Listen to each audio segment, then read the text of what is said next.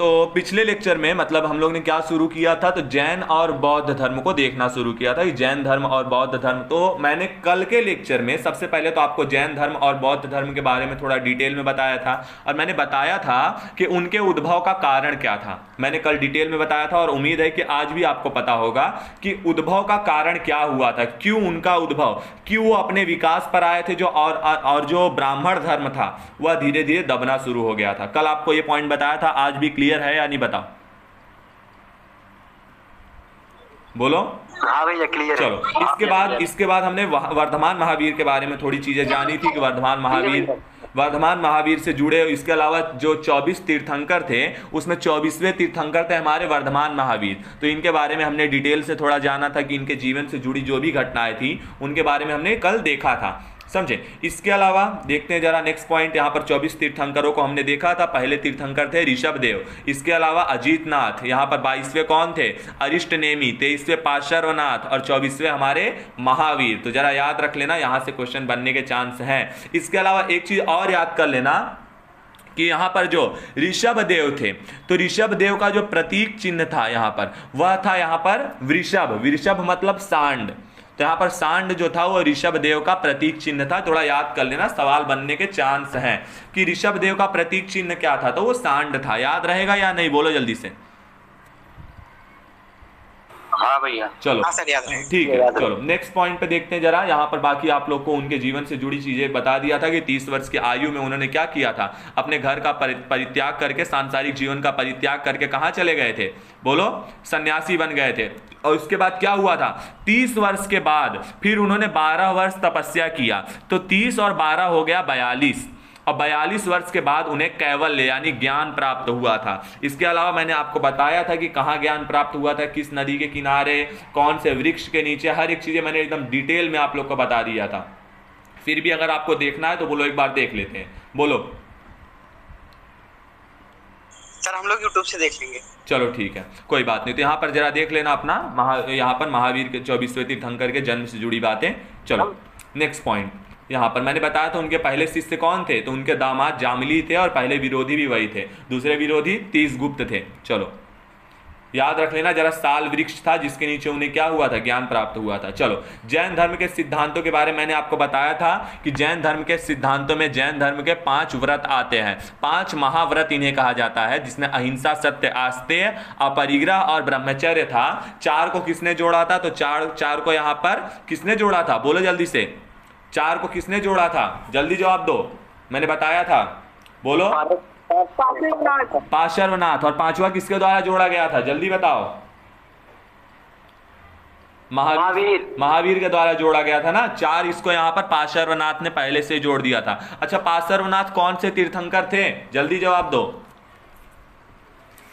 23वें तीर्थंकर, बहुत अच्छा जवाब। तो 23वें तीर्थंकर हमारे पार्श्वनाथ थे, जिन्होंने 4 महाव्रतों के बारे में बताया था, और 5वें महाव्रत यानी कि ब्रह्मचर्य को हमारे किसने बताया था, तो हमारे महावीर ने बताया था। चलो आगे बढ़ते हैं। तो आगे इसके अलावा मैंने आपको कहाँ तक बता दिया था, जैन साहित्यों के बारे में जानकारी दे दिया था। इसके अलावा उल्लिखित ज्ञान के बारे में मैंने बताया था कि पहला है मति। मति का अर्थ होता है इंद्रियों का ज्ञान, श्रुति श्रवण का ज्ञान, अवधि, अब यही यहाँ पर श्रुति का मतलब श्रवण का ज्ञान मतलब आपको क्या सुनना है और क्या नहीं सुनना है, जो भी सुन रहे हो उसको कैसे अपने जीवन में उतारना है, वो सारी चीजें यहाँ पर श्रुति संबंधित ज्ञान है। इसके अलावा अवधि का मतलब होता है दिव्य ज्ञान। मन पर्याय का मतलब होता है दूसरे के मस्तिष्क में, दूसरे के दिमाग में क्या बात चल रही है उस बात को पढ़ लेना। तो यहाँ पर अन्य व्यक्तियों के मन मस्तिष्क का ज्ञान हो जाना।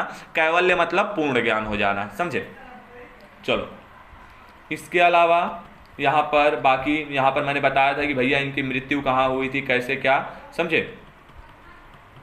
चलो अब यहाँ पर बहुत इंपॉर्टेंट पॉइंट, जहाँ से पेपर में सबसे ज़्यादा क्वेश्चन बनते हैं, ध्यान रख लेना, ध्यान से सुनो। अब जो पॉइंट बता रहा हूं उसको बेहतरीन ढंग से आपका सुनना बहुत इंपॉर्टेंट काम है। चलो, तो जैन धर्म में आप देखोगे तो जैन धर्म में जो यहां पर 2 जैन संगतियां हुई थी, वैसी बौद्ध धर्म में 4 बौद्ध संगतियां हुई थी। तो यहां पर देख लेते हैं कि जो 2 प्रमुख जैन संगतियां थी, संगतियों का मतलब सम्मेलन का मतलब जहां पर कई जैन भिक्षुक आते थे और वो क्या करते थे, यहां पर क्या होता था, सम्मेलनों का मुख्य उद्देश्य क्या रहता था, तो जो भी ग्रंथ रहा करते थे, जो मतलब कई उपदेश। अब देखो क्या होता था, सुनो मेरी बात, जो महावीर थे वो क्या करते थे, जगह जगह पर जाकर उपदेश दिया करते थे।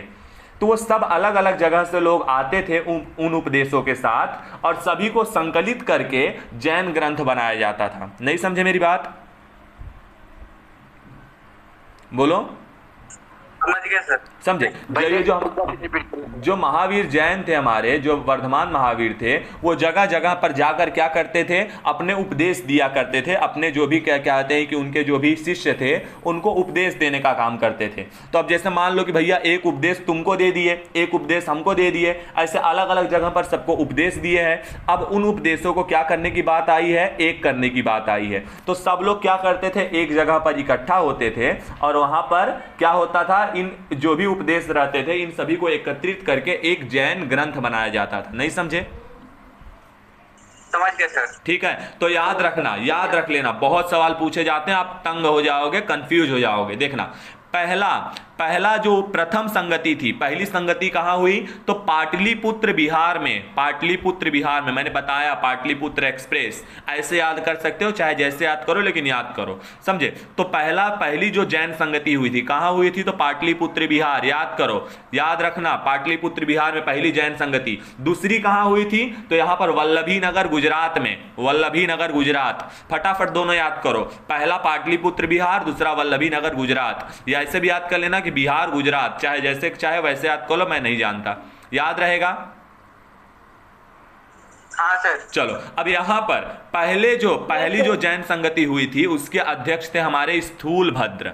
दूसरी जो जैन संगति हुई थी उसके अध्यक्ष थे हमारे क्षमा श्रवण। ध्यान से सुनो, पहले के स्थूलभद्र, दूसरे के क्षमा श्रवण। अब ये क्षमा श्रवण कौन थे? अभी देखो यहां पर जो पहली जैन संगति हुई थी, यहां पर क्या हुआ था, इसी में मतभेद हुआ था और जैन धर्म दो भागों में बट गया था। कौन से दो धर्म? तो यहां दो भागों में, दिगंबर और श्वेतांबर के भागों में। इसके अलावा यहां पर दिगंबर का मतलब मैंने बताया था कल ही कि नग्न रहने वाले, ये कौन से थे, ये भद्रबाहु के नेतृत्व में। मैंने बहुत डिटेल में बताया था कि दिक्कत क्या हो गई थी कि यहां पर जो भद्रबाहु वाले लोग थे यह कहां चले गए थे, ये चले गए थे कर्नाटक वाले इलाके में। तो वहां पर क्या हुआ था, कर्नाटक वाले इलाके से जब वापस आए तो भैया इनके ऊपर इंजाम लगाने लगे कि तुम लोग कैसे रहे, कैसे खाए पिए, यहां तो अकाल पड़ा था, समझे? तो इन दोनों के बीच में क्या हुआ था, मतभेद हुआ, और यहां पर दिगंबर और श्वेतांबर नाम के दो लोग आ गए थे। याद रख लेना, दिगंबर के यहां पर जो अध्यक्ष थे वो भद्रबाहु का नेतृत्व, मतलब भद्रबाहु उसका नेतृत्व करते थे, दिगंबरों का।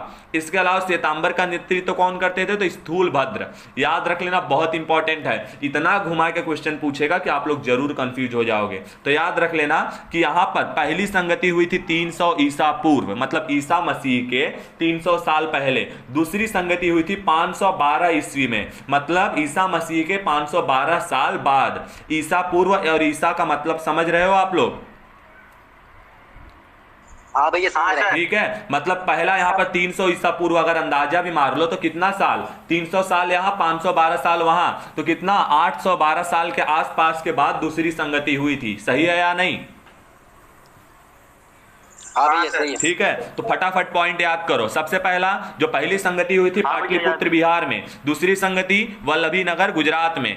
तो इसके बाद अध्यक्ष पाटलिपुत्र में कौन थे, स्थूलभद्र। इसके अलावा यहां पर अध्यक्ष थे देवर्धि क्षमा श्रवण। इसके बाद यहां पर क्षमा श्रवण कौन थे, श्वेतांबर आचार्य थे। श्वेतांबर लोगों को मेंटेन करते थे, याद रख लेना, श्वेतांबर लोगों का नेतृत्व कौन करते थे, तो यहां पर इनके स्थूलभद्र के बाद क्षमा श्रवण करते थे, अभी देखेंगे उनके बारे में। तो यहां पर पहली संगति जो हुई थी 300 ईसा में, दूसरी यहां पर 512 ईसा पूर्व में। यहां पर देखो क्या हुआ था, तो बिखरे हुए और जो लुप्त ग्रंथ थे उनका संचयन करके फिर से यहां पर प्रणयन किया गया, समझे? मतलब वही उनको इकट्ठा करके फिर से बनाया गया। इसके अलावा यहां पर 12 अंकों का प्रणयन किया गया था। आगे बढ़ेंगे तो जैन धर्म यहीं पर क्या हुआ था, दो संप्रदाय में विभाजन हो गया था, दो भागों में बंट गया था। कौन कौन से? दिगंबर यानी कि नग्न रहने वाले, इनका दिगंबरों का नेतृत्व करते थे भद्रबाहु। इसके अलावा श्वेतांबर यानी कि सफेद वस्त्र धारण करने वाले, आज भी तुमको देखने को मिलेंगे, समझे? यहां पर इनका श्वेतांबर का नेतृत्व करते थे स्थूलभद्र। याद रख लेना, कॉन्सेप्ट क्लियर रख लेना। चलो नेक्स्ट पॉइंट, दूसरे वाले में भी वही काम हुआ था कि बिखरे हुए जो भी ग्रंथ थे उनका संकलन करके क्रमानुसार उनका प्रणयन करना। क्लियर? तो आपको पहला और दूसरी संगति मुझे लगता है कि बहुत बेटर लेवल पे क्लियर हो गई होगी, बोलो जल्दी से। Yes sir. तो आपको कुछ भी पूछा जाए आप लोग, मुझे उम्मीद है कि आप लोग गलती नहीं करोगे, हाँ या ना, जल्दी बोलो। कोशिश यही रहेगी कभी ना हो। और होनी भी नहीं चाहिए, मुझे कोशिश नहीं चाहिए, मुझे कामयाबी चाहिए। हाँ बोलो मुझे बोलो। कहना है जैसे कर्नाटक दिगंबर वाले गए थे कि श्वेतांबर वाले? ये वाले गए थे भाई, ये वाले ध्यान से सुनना, ये दिगंबर वाले जो नग्न रहने वाले लोग थे, ये लोग गए थे वहां पर वाले इलाके में भिक्षा उच्छा मांगने, समझे। जब यहाँ पर अकाल पड़ गया था, मगध में आए थे ना ये लोग। देखो यहाँ बिहार का जो मगध वाला इलाका यही है बिहार, इसी में मगध था। मैंने आपको दिखाया था मतलब मैप में कि बिहार का जो मगध वाला इलाका था, जब अभी आपको दिखेंगे वो सारी चीजें, समझे। दरअसल उस समय पर दो राज्य हुआ करते थे, पहले राजतंत्रात्मक, दूसरे गणतंत्रात्मक। याद रख लेना, दोनों प्रणाली चलती थी। जो हमारा महाजनपद काल है उसमें दो प्रणालियों पर राज्य थे, पहले राजतंत्रात्मक, दूसरे गणतंत्रात्मक। राजतंत्रात्मक मतलब 16 महाजनपद जो थे ये राजतंत्रात्मक थे। इनके अलावा कुछ गणतंत्रात्मक राज्य भी थे, समझे, जहां पर क्या होता था, जनता द्वारा शासन चलाया जाता था। गणतंत्रात्मक, अपने यहां क्या है, गणतंत्रात्मक प्रणाली है ना कि राजतंत्रात्मक है? हाँ, तो सब सारी चीजें देखेंगे अभी। मतलब ये दोनों धर्म उसी समय के हैं, ये महाजनपद काल के ही हैं, लेकिन इनको अलग से इसलिए पढ़ा रहा हूं कि आपको थोड़ा कॉन्सेप्ट क्लियर रहे, समझे। बोलो।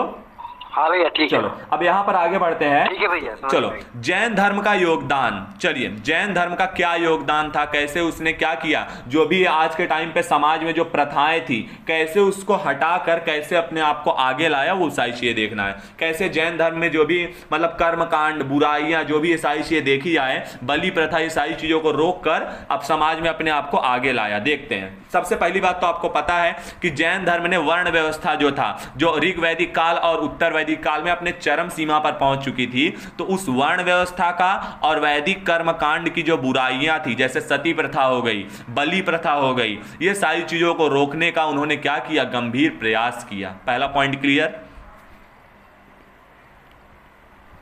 हाँ भैया क्लियर। नेक्स्ट पॉइंट, जैनों ने मुख्यतः क्या किया था, मैंने आपको बताया कि ब्राह्मणों द्वारा जो संपोषित संस्कृत भाषा थी, आपको बता दूं कि इन्होंने क्या किया। देखो, ब्राह्मणों के आज भी जो भी ग्रंथ हैं आप देखोगे कि संस्कृत भाषा में लिखे हैं, और यही रीजन है कि वो आम आदमी को शायद पल्ले पड़े, समझे। तो उसमें संस्कृत भाषा क्या होती है, संस्कृत भाषा देव भाषा है, समझे। तो जो ब्राह्मण ग्रंथ थे, जो भी जितने भी ब्राह्मण ग्रंथ थे, वो संस्कृत भाषा को बहुत ज्यादा मान्यता देते थे, जो कि आम लोगों के पल्ले नहीं पड़ती थी। तो जैन धर्म ने क्या किया, जैन और बौद्ध दोनों ने, आपको पता है कि मैंने आपको बहुत डिटेल में बताया था कि बौद्ध धर्म जो थे, बौद्ध धर्म ग्रंथ, वो कौन सी भाषा में लिखे गए थे, फटाक से आंसर दो भैया। पाली में। बहुत अच्छा जवाब। अच्छा, जैन ग्रंथ? प्राकृत। बहुत अच्छा जवाब, बहुत अच्छा जवाब, प्राकृत भाषा में। तो यहां पर वही है कि जैनों ने क्या किया, यहां पर ब्राह्मण ग्रंथ जो थे, जो कि संस्कृत भाषा में लिखे थे, उस संस्कृत भाषा का परित्याग किया, और जितने भी धर्मोपदेश दिए, जो भी धर्म उपदेश दिए, वह किसमें दिए, तो आम लोगों की बोलचाल वाली भाषा, जो कौन सी थी, प्राकृत भाषा, उसी में दिए। तो उन्होंने अपने मतलब धर्म उपदेश देने के लिए प्राकृत भाषा का उपयोग किया, ना कि संस्कृत भाषा, जो कि ब्राह्मण ग्रंथों से संबंधित थी। समझे मेरी बात?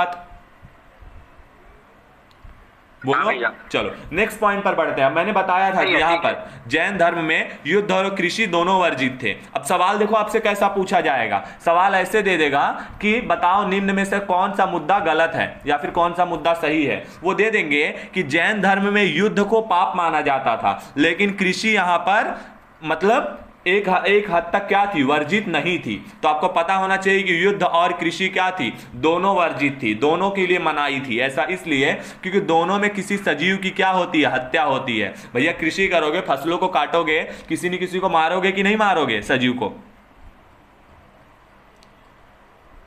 और युद्ध करने जाओगे तो क्या, युद्ध करने जाओगे तो क्या दुश्मन को गुलाल लगाने जाओगे, होली खेलने जाओगे उसके साथ में, यहां पर उसको भी तो काटोगे, मारोगे। तो यहां पर क्योंकि दोनों में जीवों के प्रति हिंसा होती थी, इसलिए क्या किया गया, दोनों ही यहां पर मना कर दिए गए। इसके अलावा जैन धर्म पुनर्जन्म और कर्मवाद पे विश्वास करता है। ध्यान सुनना, वह पुनर्जन्म को भी मानता है और यह भी मानता है कि कर्मों के अनुसार ही आपको वो मिलेगा। जैसा आपका कर्म होगा वैसा ही आपका क्या होगा, आपको मतलब उस हिसाब से आपको मतलब अपने मतलब जन्म कर्म या आपको पुनर्जन्म में वो ऐसा मिलेगा। जैसा आपका कर्मवाद यही है कि पुनर्जन्म और कर्मवाद। अब देखो आपको ऐसे ही टॉपिक आ जाएगा कि पुनर्जन्म और कर्मवाद, ऐसे ही देखो ऐसे ही मुद्दे हैं, ऐसे ही पॉइंट मेंस में आते हैं। अब आपको समझे में नहीं आएंगे कि क्या है। तो पुनर्जन्म और कर्मवाद यही है कि जैसा आप क्या करोगे, जैसा आप पुनर्जन्म, आपका पुनर्जन्म होता है। इन्होंने बोला कि पुनर्जन्म जो अवधारणा है वो मानी गई इसमें, और यही नहीं, जैसा आप कर्म करोगे वैसे ही आपको अगले जन्म में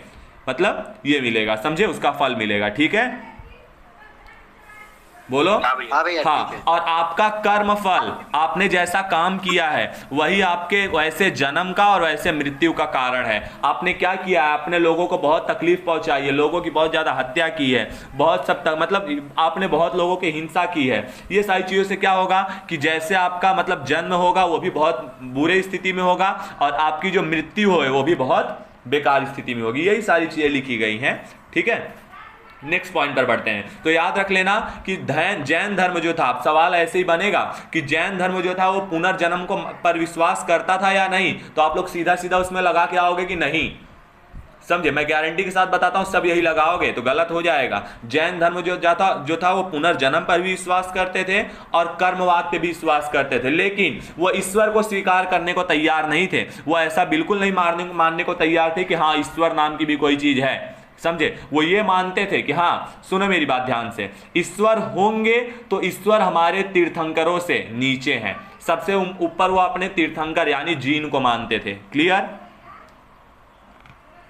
हाँ भैया क्लियर। हाँ, यहाँ वही चीज लिखी है कि जैन धर्म संसार की वास्तविकता को स्वीकार करता था, सृष्टिकर्ता के रूप में ईश्वर को नहीं स्वीकार करता था, कि सृष्टि के जो भी कर्ता धर्ता है वो ईश्वर नहीं है। समझे, ये मानते थे कि धर्म यहाँ पर संसार की जो भी वास्तविकता थी कि आप क्या करो, जो भी आप देख रहे हो, जो भी आप सुन रहे हो, उसी पे आप विश्वास करो, उन चीजों पे विश्वास न करो जो कि काल्पनिक है। जैसे कि ईश्वर क्या है, तो ईश्वर काल्पनिक है, आज तक दिखे नहीं है, तो उनको ना मानो। समझे, इनका यह मानना था कि जैन धर्म संसार की वास्तविकता मतलब जो भी आपको दिखाई देता है, जो भी आप सुनते हो, उसी पे आप विश्वास करो, न कि ऐसी चीजों पर जो आपको मतलब जिससे आप देख नहीं सकते हो, सुन नहीं सकते हो। समझे मेरी बात? क्लियर? हाँ भैया ठीक है। चलो नेक्स्ट पॉइंट। अब जैन धर्म का प्रचार प्रसार देखो कि कैसे हुआ उसका प्रचार प्रसार, कहां पर किसने अपने कितने संघ बनाकर प्रचार प्रसार करवाए। चलो नेक्स्ट पॉइंट पर बढ़ते हैं। तो यहां पर है कि जैन धर्म का प्रसार, जिसमें क्या पहला पॉइंट, जैन धर्म के उपदेशों के प्रचार प्रसार के लिए महावीर ने क्या किया, अपने अनुयायियों का, जो भी उनके शिष्य थे, उनका एक संघ बनाया। समझे, अब इन संघों में क्या थे, इन संघों में स्त्री और पुरुष दोनों को जगह मिली, दोनों लोग शामिल थे। यहां वही लिखा है कि इसमें स्त्री और पुरुष दोनों को स्थान मिला। ठीक है, महावीर के अनुयायियों की संख्या लगभग 14,000 थी, और ये 14,000 केवल एक नहीं थे, ये अलग अलग जगहों पर थे। समझे कि भाई कुछ यहां से, कुछ वहां से, कुछ यहां से, कुछ वहां से, तो इन्होंने अपने अपने जगह पर क्या किया, अपने मतलब जैन धर्म का प्रचार प्रसार शुरू किया। समझे, तो यहां वही है कि महावीर के जो अनुयायी थे उनकी संख्या लगभग 14,000 ऐसी बताई गई है। ठीक है, बोलो। जी भैया। हाँ, अब आगे चलकर जो जैन धर्म के धार्मिक ग्रंथ थे वो अर्धमागधी भाषा में लिखे गए। अर्धमागधी मतलब ये ऐसी भाषा थी जो मगध में बोली जाती थी, अर्धमागधी। समझे, अर्धमागधी भाषा में मतलब जो भी ये चाहे जहां पर भी अपने मतलब उसका प्रचार, देखोगे अभी तुम कि भाषा में इनको परिवर्तन करना पड़ता है, क्योंकि ऐसा तो नहीं है कि भैया अब यहाँ के, अब जैसे मैं बात करूं महाराष्ट्र में मराठी बोला जाता है, तो मैं यूपी में भी मराठी में बुक पब्लिश करना चालू कर दूं? बोलो, समझ में आएगी किसी को, पल्ले पड़ेगी किसी को? हाँ भैया। हाँ, उत्तर प्रदेश में अगर यहाँ पर जैसे मराठी भाषा चलती है, तो उत्तर प्रदेश में मराठी भाषा में अगर बुक छपवा दी जाए तो किसी को पल्ले पड़ेगी? बिल्कुल नहीं सर। बहुत अच्छा। तो वही यहाँ पर बोला जा रहा है कि यहाँ पर जैसे जैसे जहां जहां के मतलब वो थे, मतलब धर्म प्रचारक थे, वो अपने अपने हिसाब से अलग अलग भाषाओं का यहाँ पर उपयोग करेंगे। वही चीज अभी देखेंगे कि जो ये धार्मिक ग्रंथ थे यह अर्धमागधी भाषा में थे। अर्धमागधी मतलब इनमें से ज्यादा तक जो वर्ड थे वो मगध राज्यों में बोलने जाने वाले भाषाओं से मिलते जुलते थे, क्योंकि सबसे पहले आपको पता है कि बिहार के मगध वाले इलाके में ही ये फेमस हुआ था। समझे, तो इसके अलावा यह ग्रंथ ईसा की 6ठी सदी में गुजरात के वल्लभी नामक स्थान पर जो एक महान, मैंने बताया दूसरी संगति, याद करो दूसरी संगति की बात कर रहे हैं, गुजरात के वल्लभी नगर में क्या किया गया था, इसको एक महान विद्या केंद्र था वहां पर, और इसे अंतिम रूप से वहां पर संकलित किया गया था। संकलित मतलब इकट्ठा करके एक ग्रंथ बनाना। तो यह जो धार्मिक ग्रंथ था इसको अंतिम रूप से कहां पर संकलित किया गया, तो गुजरात के वल्लभी नगर नामक स्थान पर एक विद्या केंद्र था। विद्या केंद्र मतलब जो आज के टाइम पर लाइब्रेरी बोल लो, समझे, तो वहां पर क्या होता था, इसमें उसको अंतिम रूप से संकलित किया गया। क्लियर, बोलो। हाँ भैया क्लियर। नेक्स्ट पॉइंट, हाँ अब देखो यहां पर जैनों ने क्या किया, प्राकृत को अपनाया, और इस प्राकृत से क्या हुआ, इस प्राकृत से, प्राकृत मतलब वास्तविकता, और वही चीज है कि जो आप देखो वही आप मानो, समझे। तो यहां पर जैनों ने क्या किया, प्राकृत को अपनाया। इन्होंने बोला कि जो ब्राह्मण ग्रंथ है ये देवताओं और भगवान के नाम पे तुमको बेवकूफ बना रहे हैं, समझे। आप ऐसी चीज, आप उनको सीधा सीधा और साफ बोलिए कि जो भी है आप हमारे समक्ष उन्हें प्रस्तुत कीजिए, समझे, आप उन्हें हमें दिखाइए। लेकिन अगर आप जाओगे तो भगवान बोलेंगे कि भगवान, ये पंडित क्या बोलते हैं कि भगवान तुम जैसे पापियों के लिए नहीं उतरने वाले हैं, और हमें ऐसा लगता है कि सच में पाप तो हमने भी बहुत किया है। हाँ या ना, बोलो। हाँ भैया। ना तो अगर तुम उन्हें बोलो कि भगवान से मिला, मतलब आप तो भगवान से मिलते होगे, एक बार हमारे भी मतलब मुलाकात करवा दो, तो बोलेंगे भगवान तुम जैसे पापियों के लिए नहीं आने वाले हैं, समझे। तब हमें ऐसा महसूस होता है कि बस करो, सच में दुनिया का सबसे बड़ा पापी तो मैं ही हूं, समझे। तो देखो यहां पर, तो नेक्स्ट पॉइंट, जैनों ने प्राकृत को अपनाया, और उन्होंने क्या किया, इससे क्या हुआ, प्राकृत को अपनाने से प्राकृत भाषा और जो उससे, उस भाषा से जुड़े जो भी साहित्य थे उन सभी को क्या मिली, समृद्धि मिली, उनका विकास हुआ। जो भी जैन ग्रंथ थे वो कौन सी भाषा में थे, तो प्राकृत भाषा में थे, तो प्राकृत भाषा को भी बहुत महत्व मिला, और प्राकृत भाषा से जुड़े जो भी उनके ग्रंथ थे, जो भी उनके साहित्य थे, उसको भी एक विशेष समृद्धि प्राप्त हुई। क्लियर। हाँ, अब दूसरा, अब देखो ये जो यहां पर जो संकलित किया गया था वल्लभी नगर में, ये ध्यान से देखना जरा, मैं आपको फिर से बता रहा हूं कि यहां पर कौन थे। तो देखो वल्लभी नगर में जिन्होंने किया था, देखो यहां पर ध्यान से, वल्लभी नगर में जिन्होंने संकलित किया था वो क्षमा श्रवण थे, और देखना वह श्वेतांबर के आचार्य थे, श्वेतांबरों के आचार्य। अब देखो यहां पर भद्रबाहु, अब दिगंबर की बात करूंगा, देखो श्वेतांबर, यहां पर स्थूल भद्र, देख लो जरा, तो श्वेतांबर वालों ने कहा किया, वल्लभी में अपना वो कर दिया। अब दिगंबरों की बात करते हैं जिनका नेतृत्व तो भद्रबाहु करते थे। तो देखो दूसरा पॉइंट देखना, भद्रबाहु ने कल्पसूत्र संस्कृत भाषा में लिखा, याद रहेगा, भद्रबाहु ने कल्पसूत्र नामक जो भी लिखा वह संस्कृत भाषा में लिखा। इसके अलावा प्रमेय, यहां पर ध्यान से सुनना, ध्यान से सुनना, दो रचनाएं मैं आपको बता रहा हूं, ध्यान से सुनना। कल्पसूत्र में दो रचनाएं हैं, याद कर लेना। पहली कमल मार्तंड की रचना किसने की थी, प्रभा चंद्र ने। देखो प्रभा और हेम याद रखोगे तो क्लियर रहेगा। कमल मार्तंड, यहां पर मार्तंड ने, मतलब कमल मार्तंड की रचना प्रभा चंद्र ने किया था। आप ऐसे भी याद कर सकते हो, कमल प्रभा, चाहे जो भी रहेगा, समझे। इसके अलावा कमल क्या है, फूल है, प्रभा क्या है, बताओ प्रभा क्या होती है, प्रभा किसे कहा जाता है, सुबह को कहा जाता है। तो ऐसे समझ के याद कर लो कि कमल जो है वो सुबह खिलता है, समझे। तो कमल मार्तंड, यहां पर जैसे भी आपको जैसे याद करना है आप याद कर लेना, लेकिन याद कर लेना। तो कब ऐसे ही क्वेश्चन, जब देखो यूपीएससी वाले टारगेट बना लेंगे कि बस करो इस बार मतलब आधे से ज्यादा लोग को छांटना है, तो फिर ऐसे ही क्वेश्चन मैदान में उतरते हैं, समझे। जो बोला जाता है ना कि अरे पेपर बहुत ज्यादा हार्ड था, ऐसा था वैसा था, कुछ नहीं। लेकिन जब पेपर में आपको बता दूं कि ऐसे क्वेश्चन गिरने लगेंगे ना, तो आप देखना कि गेम एक तरफा होने लगता है, समझे। फिर वहां पर जो आए रहते हैं ना, फिर वो लोग सोचते हैं कि भागे भूत की लंगोटी ही सही। इसका मतलब आपको समझाता हूं, इसका मतलब ये कि पेपर अकेले मेरे लिए तो हार्ड है नहीं। यहां पर मैं देख रहा हूं कि सबकी पुंगी और शंख बजा हुआ है, समझे। तो एक काम करते हैं, जय श्री जय माता दी बोलकर तुक्का मारना शुरू करते हैं, जो जीता वही सिकंदर। समझे मेरी बात। हाँ सर। हाँ, तो वहां पर अगर आपने थोड़ा पढ़ाई की है तो गेम एक तरफा हो जाता है बड़े आसानी से, समझे। तो यूपीएससी में चीज आपको बड़े आराम से देखने को मिलती है कि अक्सर 1-2 साल के बाद पेपर बहुत ज्यादा टफ आ ही जाता है और रैंकिंग बहुत ज्यादा नीचे गिरी जाती है। आप देखोगे कि वहां पर 58-59% लाने वाले जो रहते हैं वो वहां पर टॉपर होते हैं। अगर आपका परसेंटेज 56-57 आया है तो बहुत ज्यादा गारंटी है कि आप उसमें सबसे टॉप मारे रहोगे, समझे। तो चलो यहाँ पर परिशिष्ट पर्व की रचना, यहाँ पर परिशिष्ट नामक पर्व की रचना एक ग्रंथ है। इस पर्व मतलब त्योहार मत समझ लेना। परिशिष्ट पर्व यहाँ पर एक क्या है, एक नॉर्मली एक लिखी गई वो है, उनकी रचना है, जिसकी की रचना किसने की थी, तो हेमचंद्र सूरी ने की थी। दोनों याद रख लेना, प्रभाचंद्र और हेमचंद्र, याद रहेगा, बोलो। हाँ भाई याद रहेगा। चलो नेक्स्ट पॉइंट भगवती सूत्र।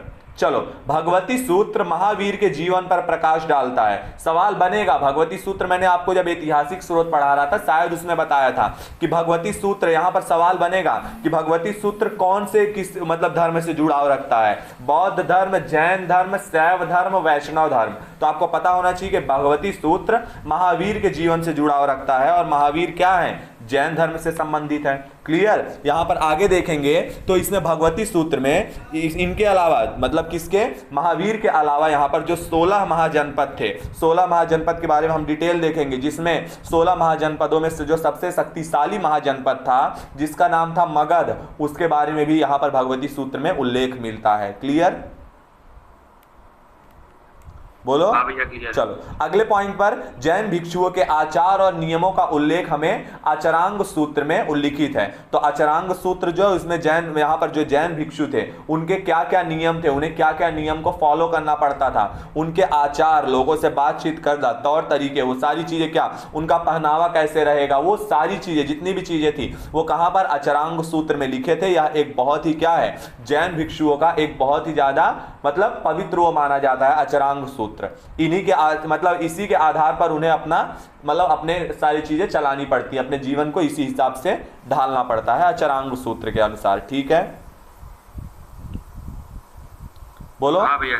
चलो अगले पॉइंट पर बढ़ते हैं। तो अगला पॉइंट क्या है, महावीर ने प्राकृत भाषा में धर्म का प्रचार किया। मैंने बताया कि प्राकृत भाषा क्योंकि उस समय सबसे ज्यादा बोली जाने वाली भाषा थी, तो उस हिसाब से उन्होंने अपने धर्म का प्रचार किया। इसके अलावा जैन धर्म के प्रचार के लिए, अब देखो यहां पर पावापुरी में एक जैन संघ की स्थापना की गई थी। जैनों ने क्या किया, अपभ्रंश भाषा में, यहां पर कई भाषाओं का अपने हिसाब से प्रयोग किया जाएगा, समझे। तो अपभ्रंश भाषा में, अपभ्रंश भाषा क्या थी, यह वह भाषा थी जो कुछ मतलब एक छोटे छोटे समुदाय के लोग बोला करते थे, समझे। छोटे छोटे जो वो रहा करते थे कबीले या समुदाय, वो लोग इन भाषा का उपयोग किया करते थे। तो अपभ्रंश भाषा में पहली बार कई महत्वपूर्ण ग्रंथ लिखे एवं इसका पहला व्याकरण भी तैयार किया। यह चीज कहां पर, तो यह चीज पावापुरी के पास हुई थी। पावापुरी के कौन, पावापुरी के यहां पर अभी मैं आपको बताऊंगा कि पावापुरी के मल्ल रहा करते थे, समझे।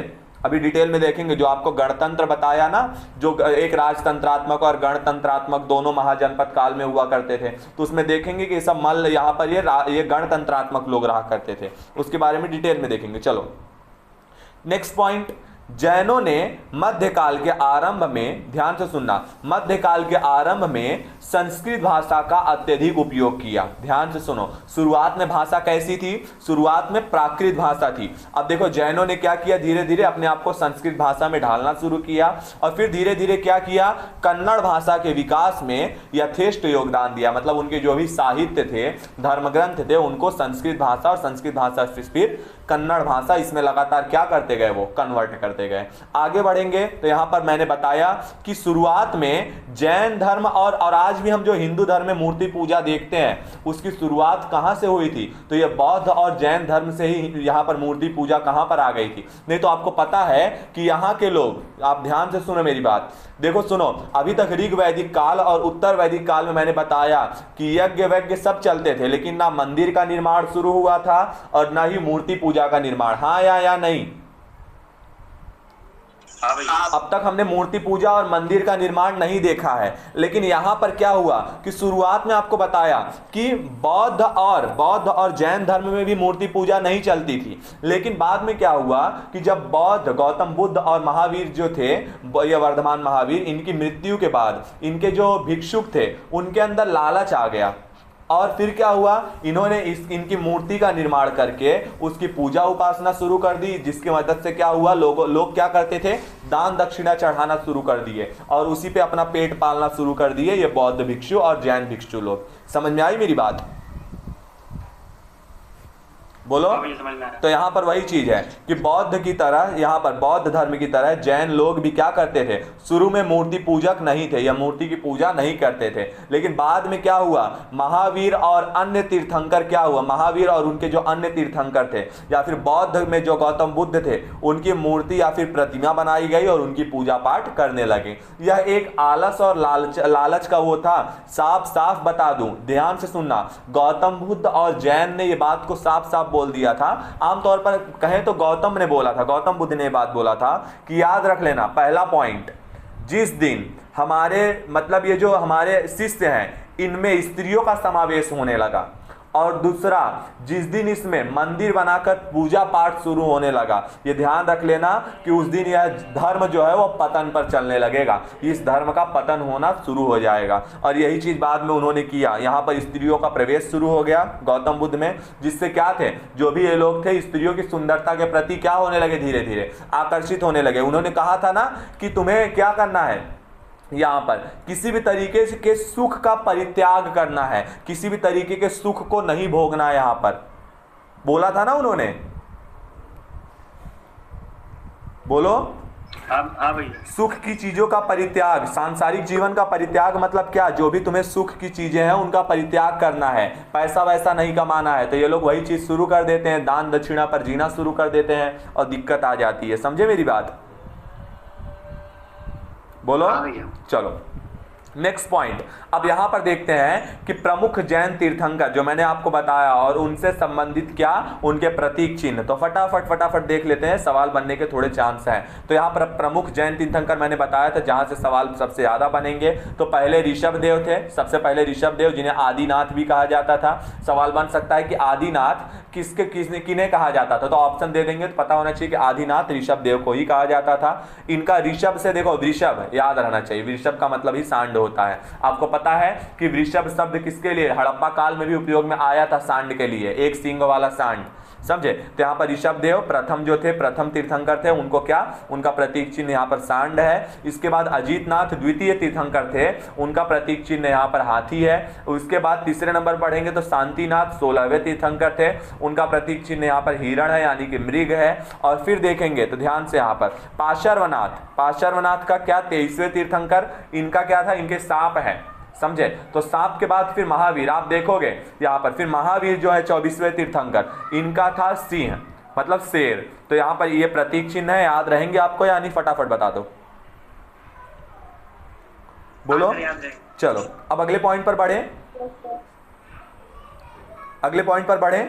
हाँ सर। चलो अब गौतम बुद्ध के बारे में हमने महावीर और जैन धर्म के बारे में जो भी जरूरी चीजें थी उनको देख लिया है, और आमतौर पर क्वेश्चन यहीं से बनेंगे चाहे जितना घुमाया जाए। चलो नेक्स्ट पॉइंट पर बढ़ते हैं, गौतम बुद्ध और बौद्ध धर्म के जीवन से। तो चलो फटाफट सबसे पहले गौतम बुद्ध से जुड़ी चीजें कि कहाँ जन्म हुआ था उनका, क्या कैसे, वो सारी चीजें फटाफट एक बार देख लेते हैं। चलो तो गौतम बुद्ध जो थे वो महावीर के समकालीन थे, मतलब महावीर के आसपास में ही इनका भी जन्म हुआ था। महावीर 540 ईस्वी में जन्म लिए थे और ये 563 ईसा पूर्व में जन्म लिए थे। मैंने बताया था महावीर का जन्म 540 ईसा पूर्व में हुआ था, इनका जन्म 563 ईसा पूर्व में हुआ था, तो आसपास के जन्म के थे। तो यहाँ पर गौतम बुद्ध जो थे वो महावीर के ही समकालीन थे।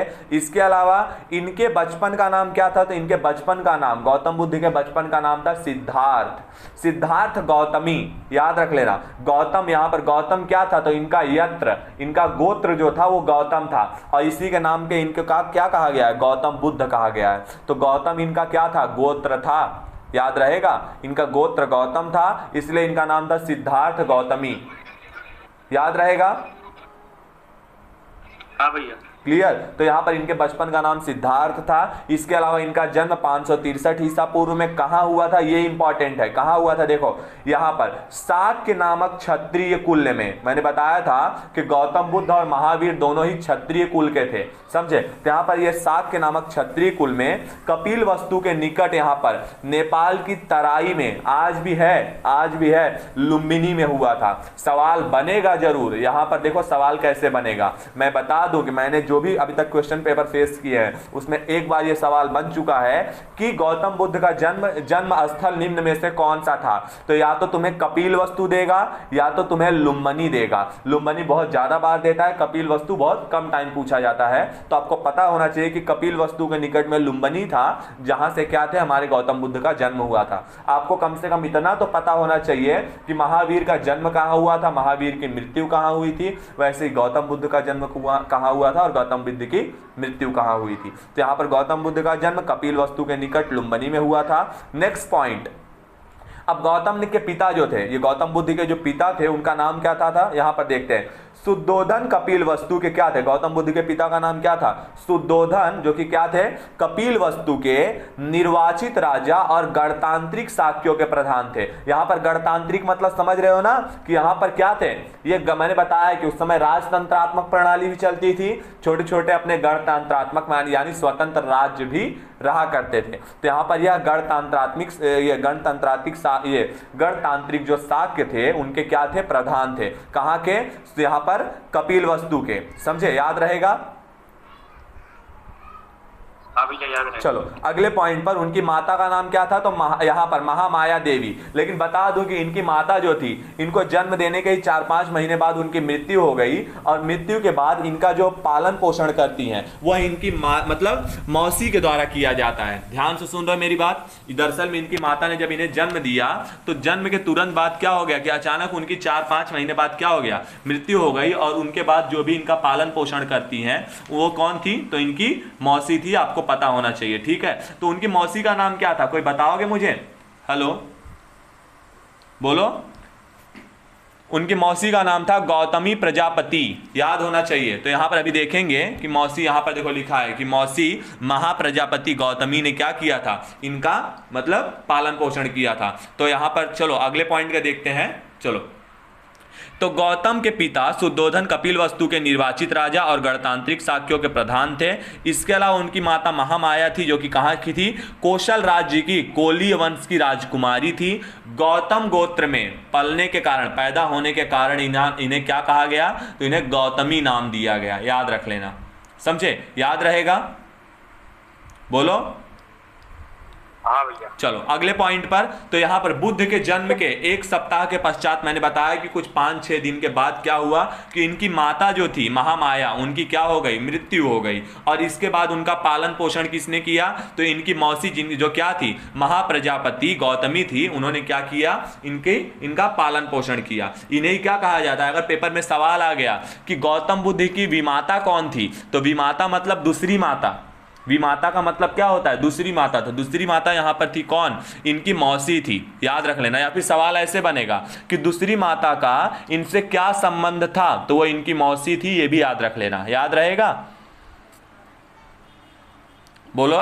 गौतम बुद्ध से जुड़े बहुत सवाल पेपर में आते हैं, याद रख लेना, क्योंकि बहुत ही एक बोला जाए तो उस समय पर बहुत ही एक मतलब चलता फिरता धर्म था, समझे। चलो अगले पॉइंट पर बढ़ते हैं। तो अगले पॉइंट पर क्या है, मैंने क्या बताया आपको कि गौतम बुद्ध की 16 वर्ष की आयु में शाक्य कुल, अब ध्यान से सुनना, शाक्य कुल की कन्या जो यशोधरा, मैंने आपको कविता बताई थी ना कल कि वो जो कविता है उसमें यशोधरा के बारे में भी नाम आएगा कि यशोधरा, इनका और भी नाम था बिंबा, गोपा, भद्र, यहाँ पर कंचना, ये सब नाम थे, लेकिन यशोधरा बहुत यहाँ पर प्रसिद्ध नाम है। तो यहाँ पर यशोधरा के साथ इनका 16 वर्ष की आयु में विवाह हो गया था। और इसके बाद क्या हुआ, एक पुत्र की प्राप्ति हुई जिनका नाम था राहुल, याद रहेगा। तो गौतम बुद्ध के जो पुत्र थे उनका नाम था राहुल, बड़ा ही मॉडर्न नाम है ना। हाँ सर। हाँ भैया। हाँ ठीक है। आज के टाइम पे राहुल तो अगर देखोगे तो हर गली में 1-2 तो राहुल ही मिलेंगे तुम्हें, कि मालूम पड़ा दरवाजा अगर तुम ऐसे नॉर्मली भी राहुल राहुल हल्ला बचाते चले जाओ तो मालूम पड़ा कि 5-6 मिनट के बाद 10-12 राहुल तुम्हारे पीछे आ रहे हैं कि भाई बुलाया, क्या काम था, समझे। हाँ भैया। चलो नेक्स्ट पॉइंट पर देखते हैं। तो नेक्स्ट पॉइंट पर यहाँ पर क्या है, मैंने बताया कि गौतम बुद्ध की 16 वर्ष की आयु में क्या हुआ था, शाक्य कुल की कन्या, देखो इस शाक्य कुल में ही इन्होंने जन्म लिया था। लेकिन यहाँ पर देखो, यहाँ पर मैंने अभी दिखाया तुम्हें कि शाक्य नामक क्षत्रिय कुल में इन्होंने जन्म लिया था कपिल वस्तु में, और शाक्य कुल की ही कन्या के साथ। देखे कितना ज्यादा वो थे एकदम, वाह क्या बात है, समझे। तो अपने ही कुल के इन्होंने क्या किया था, पैशाच्य विवाह, जो मैंने तुम्हें विवाहों के प्रकार बताए थे, कितने प्रकार बताए थे विवाहों के, कोई बताओगे भैया? 8। बहुत अच्छा, मुझे उम्मीद था कि ये याद भी होगा तुमको। अच्छा बताओ कि इसमें कौन मुझे 8 विवाह के प्रकार बता सकता है, थोड़ा कोशिश तो कर ही सकते हो, बोलो। सर इतना बता सकते हैं कि गुरु का चार विवाह था, वो मतलब कि वो प्रशंसनीय था। बिल्कुल आवाज नहीं आ रहा है, बिल्कुल आवाज नहीं आ रही। हाँ जोर से बोलो, हाँ बोलो, सुनाई दे रहा था भैया। हाँ भैया स्क्रीन छोटा दिख रहा है। स्क्रीन छोटा दिख रहा है? हाँ भैया। सबको ये प्रॉब्लम है? Yes sir. सबको ये प्रॉब्लम है बाबू? सबको यही प्रॉब्लम। ठीक है, मैं जरा एक बार फिर से प्रेजेंट करता हूँ तो आपको शायद दिखने लगेगा, डोंट वरी। तब तक आप लोग बताते रहो ना, वो 8 प्रकार बता दो तो जरा, और बताओ कि भैया ये कौन सा विवाह किए थे। मैं भी सर ब्रह्म विवाह, आर्ष विवाह, असुर विवाह, प्रजापति विवाह। हाँ फिर हाँ सर, 8 विवाह के नाम तो नहीं मालूम है। फिर आगे गंधर्व, देखो मैं बताता हूँ, फिर आगे गंधर्व विवाह, गांधर्व विवाह, असुर विवाह, फिर यही ये सब मेन विवाह तो तुम लोग आज से जो जुड़ाव रखते हैं वो तो तुम लोग याद ही नहीं किए हो। क्या करोगे तुम लोग अपनी जिंदगी में, कैसे आगे बढ़ोगे बताओ। तुम लोग जो मेन विवाह है वो तो तुम भूल ही गए हो बे। जैसे आज के टाइम पे कोई लड़की उड़की भगा कर लाए तो तुम बोलने के लिए तैयार रहो कि इसने राक्षस विवाह किया है, इसने पैशाच विवाह किया है। हाँ हाँ, तो देखो कौन कौन से विवाह थे। सबसे पहले ब्रह्म विवाह, ब्रह्म विवाह के बाद दैव विवाह, इसके अलावा आर्ष विवाह, फिर प्रजापत्य विवाह, इसके बाद गंधर्व विवाह। गंधर्व विवाह में मैंने बताया था कि माता पिता को पता नहीं रहता था और क्षत्रिय लोग क्या करते थे, उनको मतलब लेकर चले आते थे, उनकी मतलब क्या बोलते हैं, वधू को लेकर चले आते थे। इसके अलावा असुर विवाह क्या था कि कन्या को खरीद लेना।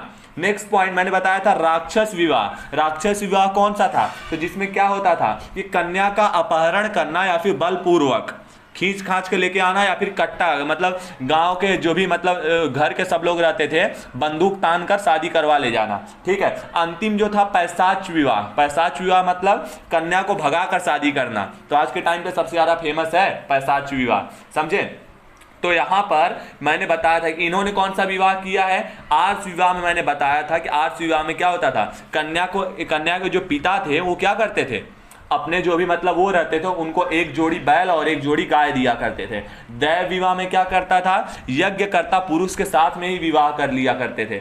इसके अलावा ब्रह्म विवाह जो रहते थे वो दहेज सहित उसी श्रेणी के पुरुष या पुत्र मतलब उसके साथ, स्त्री के साथ में। तो यहाँ पर इन्होंने ब्रह्म विवाह किया था, समझे मेरी बात, बोलो। हाँ भैया। चलो तो जरा वो याद करके रखना, सवाल बनते हैं। चलो तो कहाँ पर थे हम लोग, बोलो।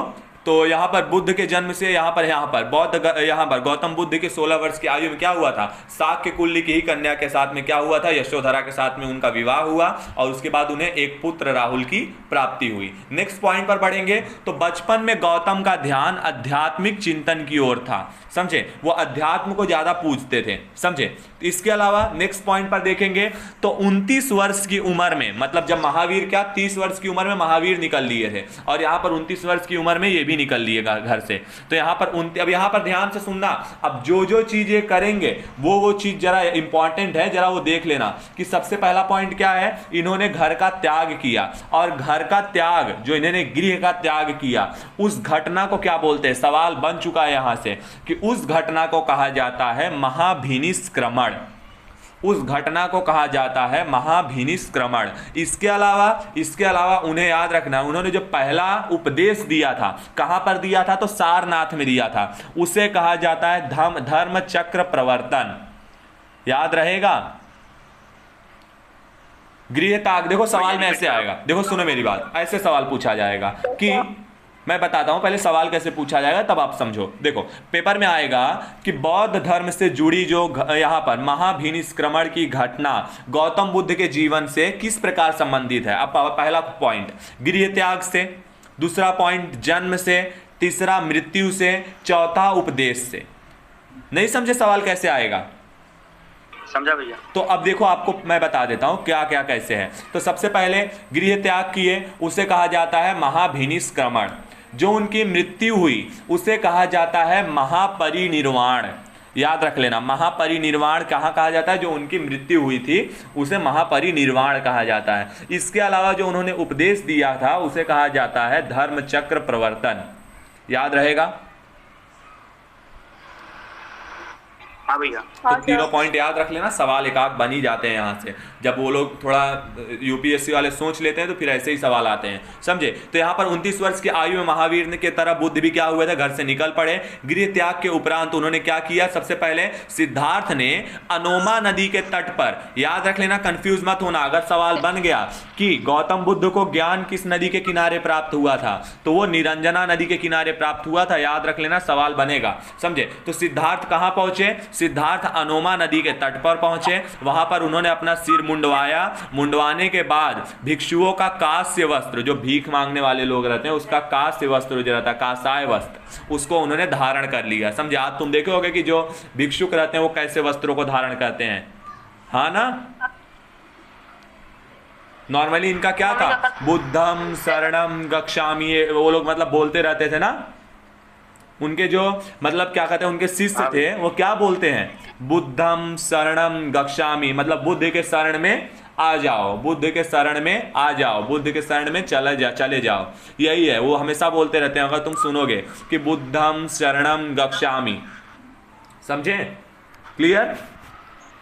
हाँ सर। चलो, तो यहाँ पर मैंने पहले बताया कि मतलब घर छोड़ने के बाद वो सबसे पहले अनोमा नदी के तट पर आए। वहां उन्होंने अपने सर को मुंडवा कर यहाँ पर भिक्षु का वस्त्र धारण कर लिया। चलिए आगे बढ़ते हैं नेक्स्ट पॉइंट पर। नेक्स्ट पॉइंट क्या है? अब उनके जीवन से जुड़ी हुई कुछ घटनाओं को फटाफट एक बार देख लेते हैं। जैसे हम लोग ने महावीर को देखा था, तो बौद्ध धर्म से वास्तविक संस्थापक कौन थे? तो यहाँ पर महात्मा बुद्ध थे। उनका जन्म कब हुआ था? तो 563 ईसा पूर्व में हुआ था।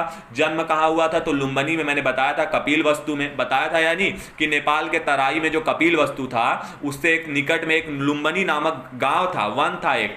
किसके थे? तो यहाँ पर शाक्य कुल के लोग रहा करते थे। शाक्य कुल के जो क्षत्रिय लोग रहा करते थे उन्हीं में इनका जन्म हुआ था, लुम्बिनी में। याद रहेगा दूसरा पॉइंट, जन्म स्थल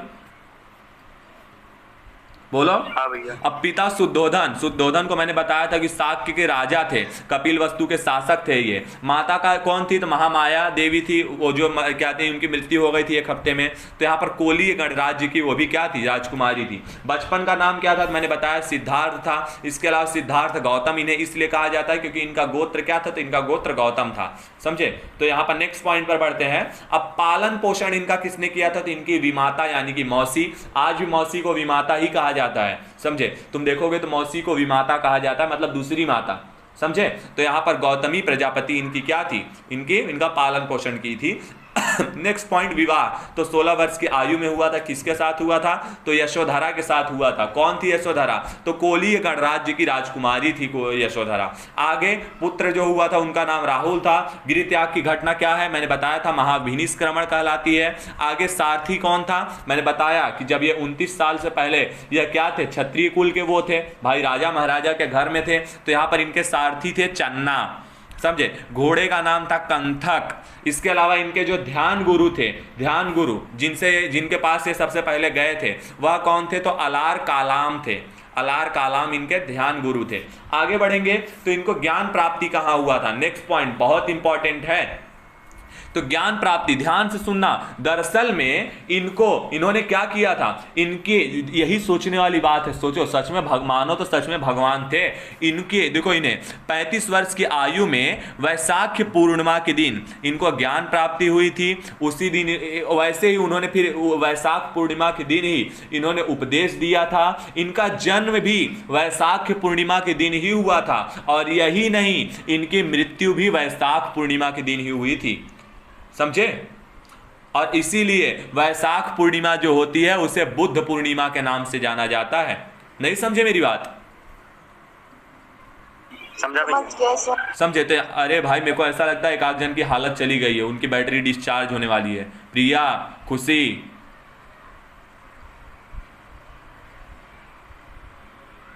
हाँ सर। सब सो रहे हो क्या? नहीं सर। चलो नहीं ठीक, सर। चलो ठीक है, मुझे मालूम पड़ गया तुम लोग नहीं सो रहे हो, समझे?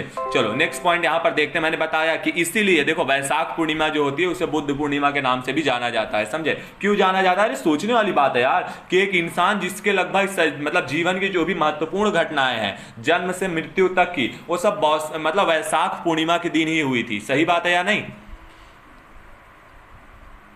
हाँ सर। तो यहाँ पर देखोगे तो यहाँ पर 35 वर्ष की आयु में वैशाख पूर्णिमा के दिन, जिस दिन उन्हें ज्ञान प्राप्त हुआ, तो उसी दिन यह कहा, इन्हें क्या कहा गया? तो बुद्ध कहलाया गया। वो यहाँ पर बता दूं कि इन्हें ज्ञान कहाँ प्राप्त हुआ था? तो बोध गया बिहार में, जो आज के टाइम पे गया कहा जाता है, जहां पर सब जाते हैं गया में।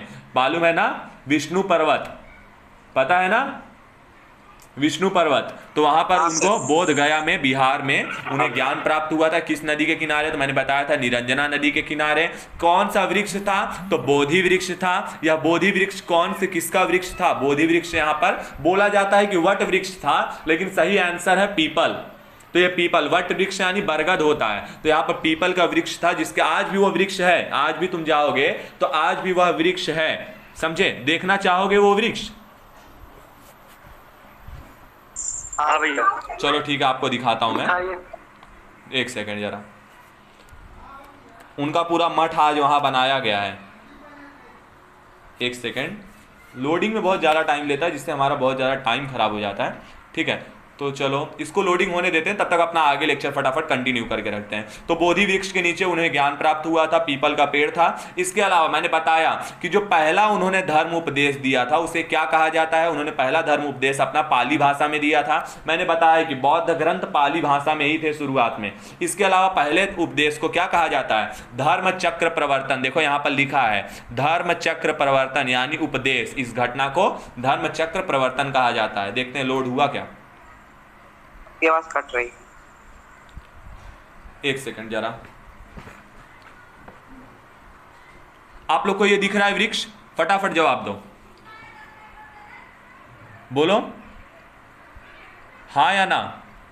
चलो इसको लोड होने दो जरा, इमेज अच्छी तरीके से। तो पहला धर्म उपदेश उन्होंने पाली भाषा में दिया था। कहाँ दिया था? तो मैंने बताया था श्री, यहाँ पर ऋषि पत्तन। ऋषि पत्तन याद रखने की जरूरत नहीं है। पहला धर्म उपदेश उन्होंने सारनाथ में दिया था। पीडीएफ दिख रहा है। देखो अभी तक मैंने इमेज ओपन नहीं किया, डोंट वरी, इमेज लोड हो रहा है, समझे? तो यहाँ पर देखो पहला उपदेश उन्हें, तुम्हें यहाँ पर ऋषि पत्तन याद रखने की जरूरत नहीं है। तो यहाँ पर तुमको याद रखना है सारनाथ। पेपर में डायरेक्ट सवाल बन चुके हैं और बनते हैं कि पहला उपदेश उन्होंने कहाँ दिया था? तो उन्होंने सारनाथ में दिया था। और इस जो उपदेश है इसे क्या कहा जाता है? तो पहले उपदेश को मैंने बताया कि धर्म चक्र प्रवर्तन। जब उन्हें यह ज्ञान प्राप्त हुआ वैशाख पूर्णिमा के दिन, तो उन्होंने क्या किया? गया में पहले उन्हें यह ज्ञान प्राप्त हुआ, फिर वह सारनाथ में आकर अपना पहला उपदेश देते हैं, समझे? ज्ञान देते हैं। क्लियर?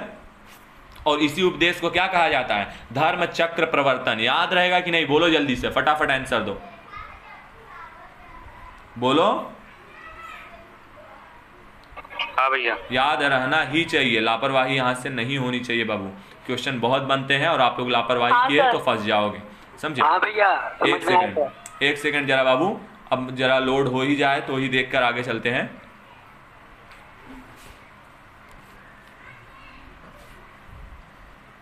देखो आप ये बोधि वृक्ष देख पा रहे हो या नहीं? देखो पूरा मठ बनाया गया है गौतम बुद्ध का। बोलो जल्दी से, देख पा रहे हो आप? बोलो। पीपल का पेड़, जवाब दो। हेलो हेलो हेलो,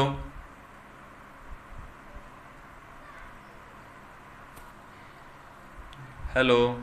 हाँ भैया। आप लोग देख पा रहे हो कि नहीं वो बोधि वृक्ष? पहले मुझे ये बताओ। हाँ सर। देखो यहाँ, भैया। अरे यहाँ पर बहुत सारे मतलब बहुत सारे वो तो है इमेजेस। अभी तक नहीं दिख रहा आपको? हाँ सर। तो आप देख पा रहे हो कि यहाँ पर बहुत सारे पीपल के पेड़ हैं, उसमें पूरा मतलब मंदिर बना हुआ है। यहाँ पर दिख रहा है, ये देखो अब इमेज ओपन हो गया। देखो अब इमेज ओपन हो गया, आप देख पा रहे होगे ये बोधि वृक्ष यहाँ पर, हाँ पीपल का पेड़ दिख रहा है। हाँ हाँ हाँ सर दिखा है। तो यही है वो बोधि वृक्ष, इसी के नीचे उन्हें ज्ञान प्राप्त हुआ था। क्लियर? दिख गया भाई, दिख गया। चलो तो यहाँ पर यही दिख रहा है भैया। ये पूरा बौद्ध मठ है। कट कर दूं मैं अब?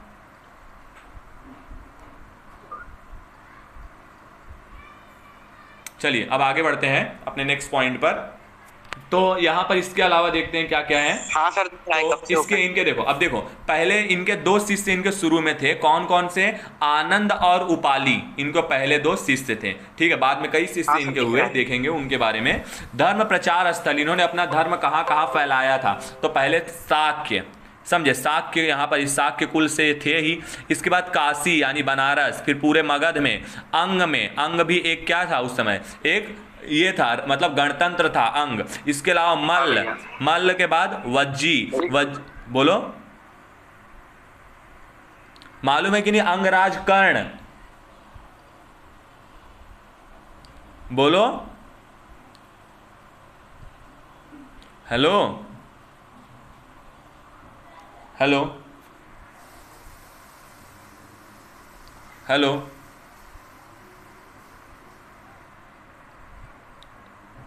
हेलो। हाँ भैया। आवाज क्लियर आ रही है आप लोग को?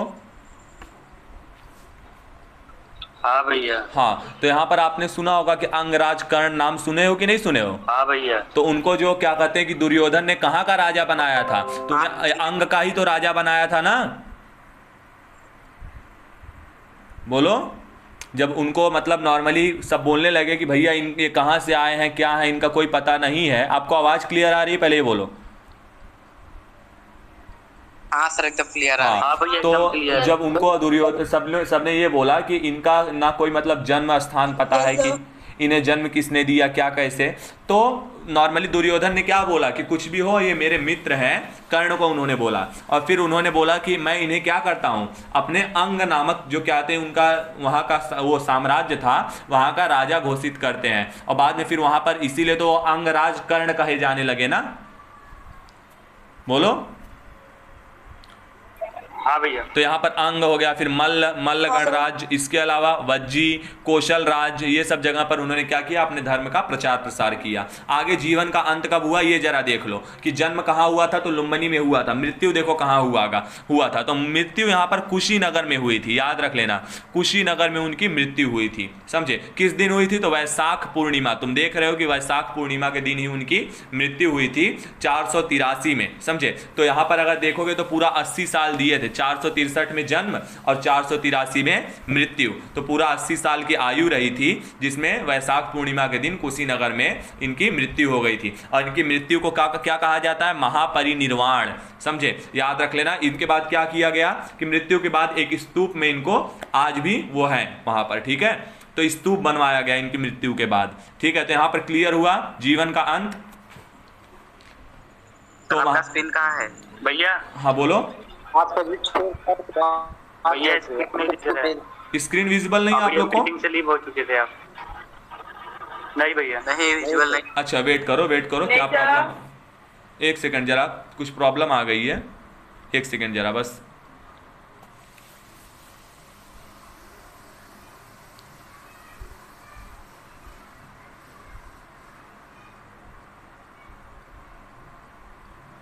वेट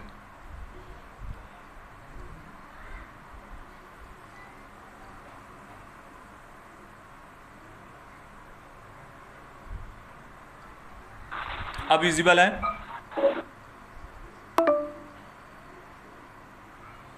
नहीं भैया। नहीं सर। नहीं सर।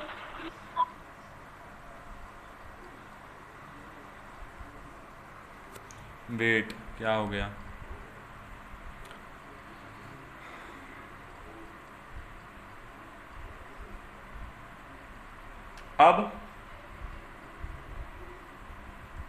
अब भी नहीं। नहीं सर। नहीं भैया। अब भैया दिखा। अब क्लियर? हाँ अब दिखा। हाँ क्लियर। हाँ क्लियर। चलो ठीक है, कोई बात नहीं। हाँ सर। तो मैंने आपको बताया कि इनके शिष्य कौन कौन से थे, तो आनंद और उपाली थे। धर्म प्रचार इन्होंने कहाँ कहाँ किया, तो शाक्य में, जो इनका ही खुद का गणराज्य था। इसके अलावा काशी, मगध, अंग, मल्ल, वज्जी, कौशल, इन राज्यों में भी इन्होंने अपने धर्म का प्रचार प्रसार किया। ये सब अगर देखोगे तो ये सब अपने जो मतलब उत्तर प्रदेश और बिहार वाले इलाकों में ही बहुत ज़्यादा फेमस हुए थे। आगे जीवन का अंत मैंने बताया कि 483 ईसा पूर्व में इनके जीवन का अंत हुआ, इनकी मृत्यु हुई। आयु कितनी थी, तो 80 वर्ष की आयु में इनकी मृत्यु हो गई। इसके अलावा किस दिन हुई यह मृत्यु, तो यह मृत्यु वैशाख पूर्णिमा के दिन ही हुई थी। इनका वह कहां पर मृत्यु हुई थी, तो कुशीनगर में, समझे, उत्तर प्रदेश के कुशीनगर में इनकी मृत्यु हुई थी। आज भी देखोगे जाओगे वहां तो वहां पर एक स्तूप है पूरा, समझे। इसके अलावा इनकी मृत्यु को क्या कहा जाता है, तो महापरिनिर्वाण कहा जाता है। मैंने बताया है या नहीं, बोलो जल्दी से, महापरिनिर्वाण यानी उनकी मृत्यु, बोलो। हाँ भैया ये बताए हैं आप। तो आप क्लियर रखना, यहाँ से कॉन्सेप्ट बनते हैं, पूछे जाते हैं, ठीक है। नेक्स्ट पॉइंट, यहाँ पर वही जीवन से जुड़ी कुछ घटनाएं बोली गई हैं कि कहाँ कहाँ से जुड़ी हैं, वो कौन कौन से स्थल से। तो जन्म यहाँ पर मैंने आपको थोड़ा ही आसान करने के लिए मैंने बनाया है कि जन्म लुम्बिनी में हुआ, प्रथम प्रवचन उन्होंने सारनाथ में दिया, ज्ञान प्राप्ति बोध गया में हुआ, बिहार में। इसके अलावा निधन कहाँ हुआ, तो कुशीनगर में हुआ। याद रहेगा, बोलो। अब देखो, बुद्ध के जीवन से जुड़ी कुछ घटनाएं और उनके प्रतीक चिन्ह देख लेते हैं, किसके कौन कौन से प्रतीक चिन्ह हैं। तो यहाँ पर गर्भ का प्रतीक चिन्ह, जब वो गर्भ थे तो यहाँ पर हाथी उससे दर्शाया जाता है। ये सब बौद्ध ग्रंथों में देखोगे तो सब है, समझे, कि गर्भ जो था, जब वो गर्भ में थे तो उन्हें हाथी से दर्शाया गया है। जन्म जब हुआ तो उन्हें कमल से दर्शाया गया है। यौवन जब वो क्या हो गए थे यहाँ पर, तो उन्हें सांड से दर्शाया गया है। गृह त्याग, यहाँ पर जब घर को छोड़े थे, महाभिनिष्क्रमण जिसे कहा जाता है, उसे घोड़े से दर्शाया गया है। ज्ञान प्राप्ति बोध गया में मैंने बताया था कि बोधि वृक्ष के नीचे, पीपल के पेड़ के नीचे हुआ था, जिसे संबोधि कहा जाता है। तो वह बोधि वृक्ष के नाम से मतलब बोधि वृक्ष, पीपल का पेड़ दिखेगा तो उससे समझ जाना कि बस ज्ञान प्राप्ति समझा रहा है, समझे। नेक्स्ट पॉइंट, समृद्धि, यहाँ पर शेर के चिन्ह से दर्शाया गया है। प्रथम प्रवचन शेर का ही चिन्ह किसका था, याद है कि नहीं, यहाँ पर महावीर स्वामी का भी शेर का ही चिन्ह था, समझे। प्रथम प्रवचन चक्र, मैंने बताया धर्म चक्र प्रवर्तन, तो यहाँ पर जो चक्र है वह उससे दर्शाया गया है। निर्वाण यानी कि पद चिन्ह, और महापरिनिर्वाण यानी कि मृत्यु, यहाँ पर स्तूप से दर्शाया गया है। क्लियर, बोलो।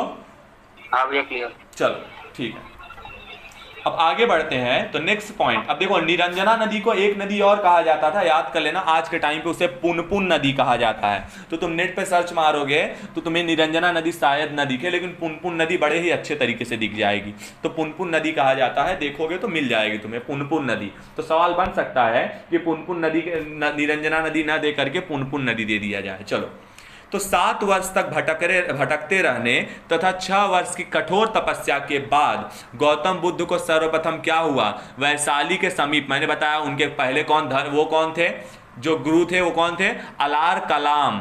तो अलार कलाम नामक सन्यासी के आश्रम में वो गए और वहां उन्होंने क्या किया, उसके उपरांत क्या हुआ, वे उरुवेला यानी कि बोध गया के लिए प्रस्थान किए, जहां उन्हें क्या था, कौंडिन्य सहित 5 साधक मिले, समझे। 5 साधक मतलब जो उनके साथ, मतलब तुम देखोगे कि वो जो एक उनकी वो बनी है, एक सीरीज बना है जिसमें तुम देखोगे तो 5 लोग जो रहते हैं वो नॉर्मली बोलते हुए चलते रहते हैं, बुद्धम शरणम गच्छामि, ऐसे बोलते रहते हैं, घूमते रहते हैं। तो यहाँ पर कौंडिन्य के साथ में उन्हें यहाँ पर 5 साधक मिले और उसमें वो जुड़ गए, कौन, हमारे गौतम बुद्ध।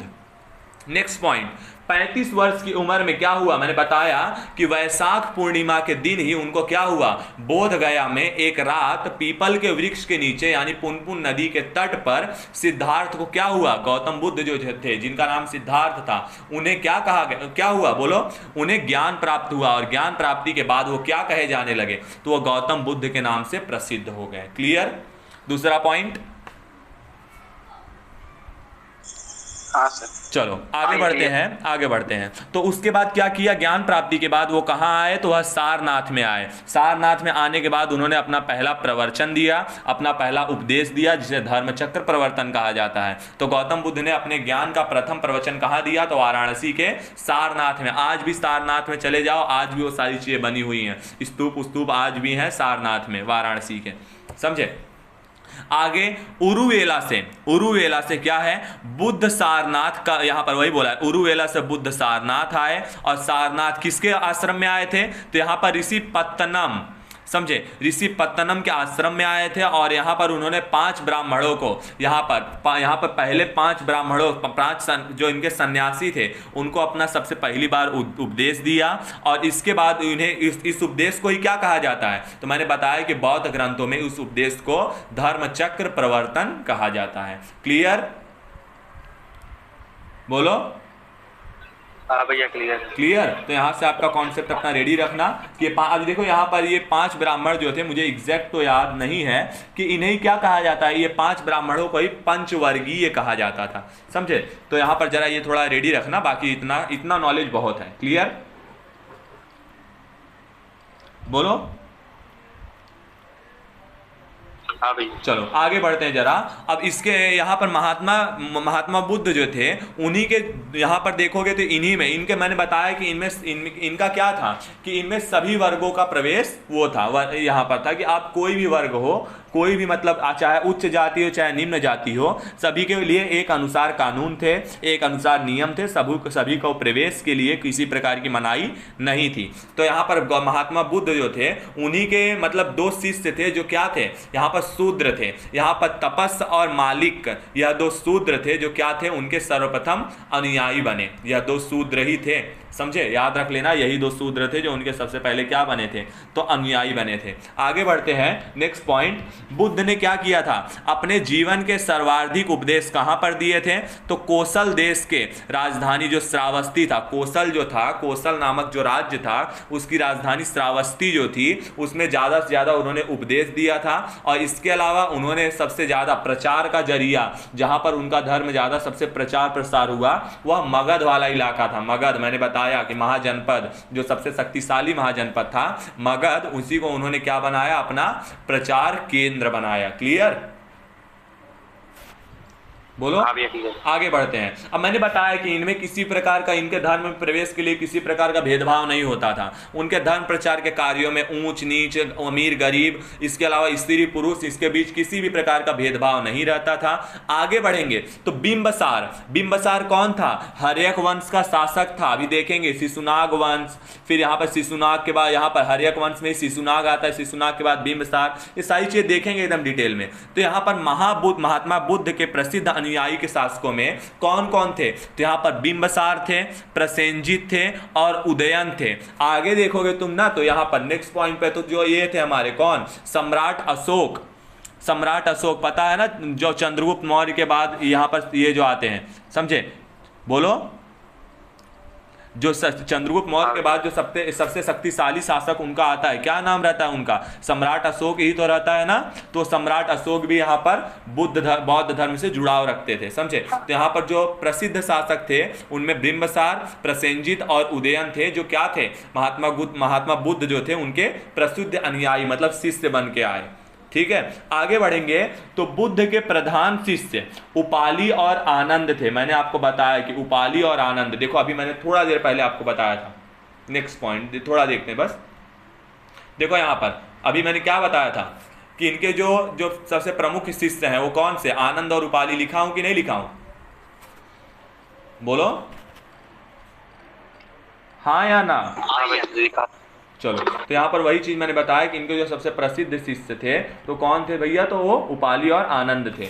आगे बोला गया कि सारनाथ में इन्होंने बौद्ध संघ की स्थापना की, जहां पर इन्होंने क्या किया था, अपना सबसे पहला उपदेश दिया था। इसके अलावा महात्मा बुद्ध अपने जीवन के अंतिम पड़ाव में कहां पर चले गए थे, अब ध्यान से सुनना, जहां पर इनकी मृत्यु होगी। हिरण्यवत नदी के तट पर स्थित एक कुशीनगर था, कुशीनगर में ही इनकी मृत्यु हुई थी। वहां पहुंचे, वहां पर 483 ईसा पूर्व में 80 वर्ष की अवस्था में इनकी मृत्यु हो गई। और इस घटना को बौद्ध परंपरा में महापरिनिर्वाण, मैंने बताया कि बौद्ध की मृत्यु, जो बुद्ध की मृत्यु हो, उन्हें महापरिनिर्वाण के नाम से जाना जाता है। और यहां पर अंतिम उपदेश उन्होंने देखो कहां दिया था, तो कुशीनगर के परिवारजक सुभद्र, यहां पर सुभद्र को उन्होंने अपना अंतिम उपदेश दिया था। तो कुशीनगर में उन्होंने अपनी अंतिम उपदेश को दिया और वहां पर इन्हीं की मृत्यु हो गई। क्लियर,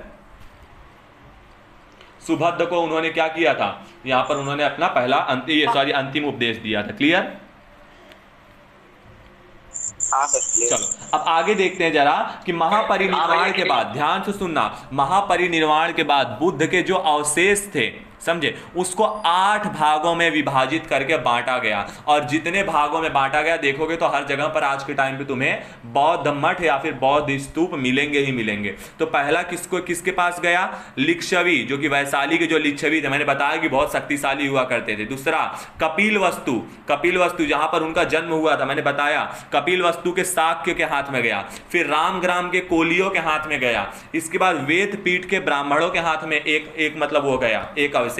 इसके अलावा अलकप्प के बुली के हाथ में। ये सब क्या है? ये सब स्वतंत्र गणराज्य इसमें से बहुत थे, बहुत सारे इसमें से स्वतंत्र गणराज्य थे और बहुत से राजतंत्रात्मक वो राज्य थे। तो यहां पर अलकप्प के बुली, इसके अलावा पिपलीवन के मौर्य, इसके अलावा कुशीनारा के मल्ल और यहां पर मगध के अजात शत्रु, इन सभी के हाथ में क्या, मतलब 8 लोगों को यह 8 अवशेष दिए गए थे। और हर जगह पर देखोगे तो आज के टाइम पे स्तूप यानी कि बौद्ध मठ है।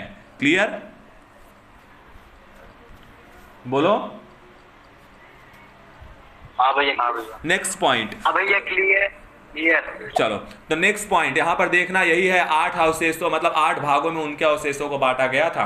नेक्स्ट पॉइंट, कुशीनारा की पहचान। कुशीनारा मैंने देखो उस दिन डिटेल में बताया था, तो उस बच्ची ने बोला था कि भैया कुशीनारा तो क्या है, हमारा देवरिया जिला वहीं पर है, मेरा जिला जो है वो देवरिया है। तो यहाँ पर कुशीनारा की पहचान पूर्वी उत्तर प्रदेश में देवरिया जिले के कसिया नामक गांव से की जाती है। तो कसिया नामक गांव आज भी है, जाके देख ताक लो, वो तुम्हारे ऊपर है। ठीक है, बोलो। क्लियर?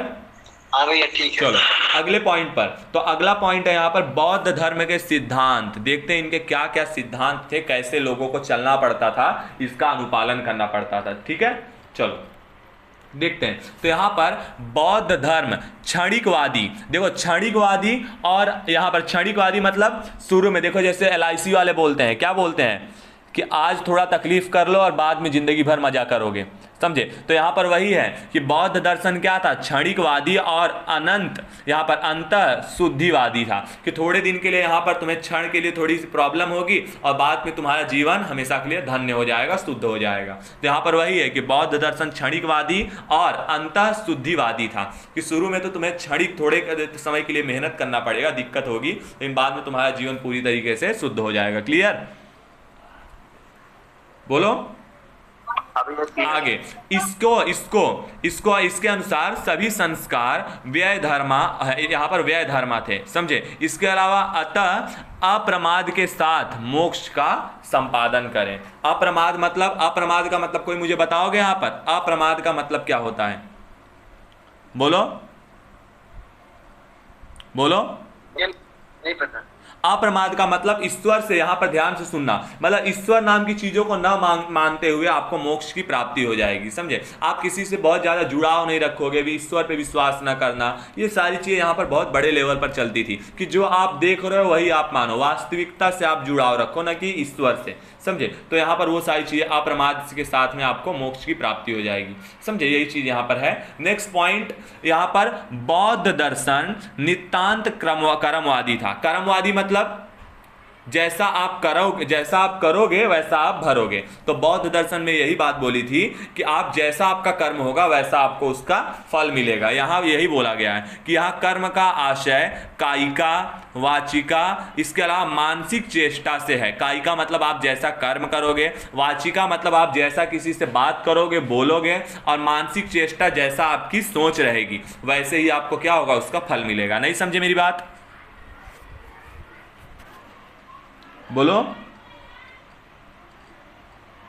समझ गए सर? ठीक है, यहाँ पर मैंने बताया कि बौद्ध दर्शन जो था वो अनिश्वरवादी था। अनिश्वर मतलब ईश्वर पे बहुत ज्यादा विश्वास न करना, उन चीजों पर जो भी काल्पनिक चीजें हैं उन्हें बहुत ज्यादा हद तक ना मानना। इसके अलावा यहाँ पर बोला है कि बौद्ध धर्म का पुनर्जन्म में विश्वास था। यहाँ पर तुम देखोगे तो यही माना जाता था, जो जातक कथाएं थी, मैंने तुम्हें बताया कि जातक कथाएं जो थी वो बौद्ध धर्म के पूर्व जन्मों पर, यहाँ पर जो गौतम बुद्ध थे उनके पूर्व जन्मों पर आधारित लोक कथाएं हैं। उसमें उन्होंने बताया गया है कि जो गौतम बुद्ध हैं वो 550 पूर्व जन्मों से गुजर चुके हैं, मतलब 550 बार जन्म ले चुके हैं। समझे। तो वह जातक कथाओं में लिखा गया है। तो बौद्ध धर्म जो था वो पुनर्जन्म पर विश्वास करता था, जबकि जैन धर्म भी जो था वो भी पुनर्जन्म पर विश्वास करता था। तो यहाँ पर क्या है कि बौद्ध धर्म में व्यक्ति भौतिक और मानसिक तत्वों के 5 शक्य, कौन कौन से, देखो कौन कौन से 5 तत्व हैं यहाँ पर, रूप, वेदना, संज्ञा, संस्कार और विज्ञान, इनसे निर्मित बताया गया है कि अगर आप बौद्ध धर्म से जुड़ोगे तो आप पांचों तत्व आपके अंदर समाहित हो जाएंगे, रूप भी, वेदना भी, संज्ञा भी, इसके अलावा संस्कार भी और विज्ञान, ये सारी चीजें आपके अंदर समाहित होगी अगर आप बौद्ध धर्म का एक व्यक्ति के रूप में अपने आप को स्वीकार कर लेते हो। समझे मेरी बात? बोलो। हाँ, अब यहाँ पर नेक्स्ट पॉइंट पर महात्मा बुद्ध ने क्या बोला था कि जो संसार है भैया वो बड़ा दुखमय है। संसार में देखोगे हर तरफ दुख ही दुख है, कोई किसी को भी तुम देख लो सुख नहीं है किसी को, समझे। सब यहाँ पर क्या है भैया, दुख में ही डूबे हुए हैं। जहाँ पर देखो रोई पिटाई हर दरे हो रही है, समझे। तो उन्होंने क्या बोला कि इस दुख का कारण क्या है, इस दुख का कारण है तृष्णा। तृष्णा का मतलब होता है लालच, समझे। आलस, लालच, जो लालसा होती है कि इंसान के अंदर जो इच्छा होती है, यही दुखों का कारण है। जिसको 1000 रुपया मिल रहा है वो सोचेगा कि 2000 कैसे कर लूं, जिसको 10,000 मिल रहा है वो सोच रहा है 12,000 कैसे कर लूं, और इसी लालच के चक्कर में वो अपने जीवन के सुख का त्याग कर देते हैं। तो इस सुख को यहाँ पर ध्यान से सुनना, यहाँ पर इस दुख को हटाकर सुख की प्राप्ति के लिए, मतलब दुख से अपने जीवन के दुख को खत्म करने के लिए उन्होंने अष्टांगिक मार्ग बताए हैं। अब यह अष्टांगिक मार्ग मैं आपको कल के लेक्चर में पढ़ाऊंगा, आज के लेक्चर में बस यही चीजें देख लेते हैं कि दुख को अपने, मतलब कि गौतम बुद्ध ने कहा है कि आप यह अष्टांगिक मार्ग का उपयोग करके, 8 मार्गों का उपयोग करके अपने जीवन से क्या कर सकते हो, दुख को समाप्त कर सकते हो। इसे ही उन्होंने दुख निरोध गामिनी कहा है, दुख निरोध गामिनी, समझे, मतलब दुख को खत्म करने वाली। तो यहां पर महात्मा बुद्ध के अनुसार संसार दुखमय है और लोग केवल अपने काम, इच्छा, लालसा, इन सभी के चक्कर में अपने मतलब दुख पाते हैं, अपने सुख का त्याग कर देते हैं। तो गौतम बुद्ध ने दुख निवृत्ति के लिए, मतलब दुख को दूर करने के लिए अष्टांगिक मार्ग, जिसे क्या कहा जाता है, दुख निरोध गामिनी, इसका एक उपाय बताया है। यहां तक क्लियर हुआ? बोलो। चलो नेक्स्ट पॉइंट विशेष यहाँ पर देख लेते हैं, कुछ इससे जुड़ी बातें जो मतलब इंपॉर्टेंट थी। तो यहाँ पर देखेंगे जरा। तो मैंने बताया आपको कि बुद्ध पूर्णिमा, ये मैंने अपने हिसाब से बनाया है कि बुद्ध का जन्म ज्ञान कब हुआ, जन्म ज्ञान, इसके अलावा महापरिनिर्वाण मतलब मृत्यु, ये तीनों चीजें कब हुई थी, तो वैशाख पूर्णिमा के दिन ही हुई थी। इसलिए वैशाख पूर्णिमा को बुद्ध पूर्णिमा के रूप में मनाया जाता है, याद रहेगा। बोलो। हाँ सर। हाँ, यहाँ पर 4 आर्य सत्य बताए गए हैं, याद रख लेना, बहुत बार सवाल बने हैं यहाँ से। 4 आर्य सत्य से सवाल ना बना तो बात करना, समझे। 4 आर्य सत्य में से सीधा सवाल आता है, इनमें से कौन सा एक आर्य सत्य नहीं है। तो सबसे पहले संसार, यहाँ पर संसार में दुख ही दुख है, संसार पूरा दुखमय है, दुख समुदाय है। यहाँ पर दुख निरोध मतलब दुख को खत्म किया जा सकता है। कैसे खत्म किया जा सकता है, तो दुख निरोध गामिनी से खत्म किया जा सकता है। क्लियर? तो दुख है पूरा दुखित, एक मतलब दुख, और दुख से पूरा दुख समुदाय बना है। इसे दूर करने के लिए दुख निरोध जरूरी है, उसके लिए दुख निरोध गामिनी। दुख निरोध गामिनी में इन्होंने क्या किया है, अष्टांगिक मार्ग बताया है। मैंने बताया या नहीं? बोलो। हाँ सर। तो यहाँ पर आपका ये कॉन्सेप्ट क्लियर होगा? बोलो। कुछ दिख यहाँ पर ये 4 आर्य सत्य क्लियर कर लेना, सवाल बनेंगे जरूर, ठीक है। अंतिम पॉइंट यहाँ का है आज के लेक्चर का कि उनकी शिक्षा है कि ना अत्यधिक विलासा करनी चाहिए, विलास यानी लालच करना चाहिए, और ना ही अत्यधिक संयम बरतना चाहिए। वे मध्यम मार्ग, मैंने बताया था कि जैन धर्म जो होता है वो अति की बात करता है, जबकि जो बौद्ध धर्म है वह मध्यम मार्ग की बात करता है कि भाई आप जो भी करते हो, उपवास की बात कर लें तो जैन धर्म में क्या होता है, तो अगर आपने उपवास रखा है तो आप एक बूंद जल भी नहीं पी सकते। लेकिन अगर आप देखो तो क्या होता है, अगर बौद्ध धर्म में देखेंगे तो आप उपवास रखे हो, लेकिन अगर आपको भूख लगती है तो आप फल वगैरह कुछ खा लो। आप क्या करते हो, आप उपवास रखते हो 9 दिन का, तो क्या 9 दिन भूखे ही रहते हो क्या? जब आपको मतलब एक कुछ खाते पीते रहते हो ना, पानी वानी पीते रहते हो या नहीं, मूंगफली चबाते रहते हो ना, हाँ भैया। हाँ या ना? बोलो। तो आप मध्यम मार्गी हो, ना कि अति पे आ जाते हो। अति पे आ गए तो फिर मालूम पड़ा 9 दिन में मालूम पड़ा कितने लोग स्वाहा हो गए, आधी धरती वैसे ही खाली हो गई। हाँ ठीक है। हाँ, तो यहाँ पर वही है कि जो यहाँ पर बौद्ध धर्म है वो मध्यम मार्ग की बात करता है, जबकि जैन धर्म अति की बात करता है। इसके अलावा बुद्ध ने अपने अनुयायियों के लिए आचार नियम विनियम निर्धारित किए थे कि भाई आपको कैसे क्या अपने जीवन को ले चलना है, कैसे आगे बढ़ाना है। क्लियर? बोलो। हाँ क्लियर। तो आज गौतम बुद्ध के बारे में जितनी भी चीजें बताई क्या आपको समझ में आई है? हाँ समझ। हाँ भैया। हाँ भैया सभी समझ में आया। लेक्चर अच्छा लगा आज का? हाँ सब बढ़िया। तो आज के लिए इतना रहने दें। हाँ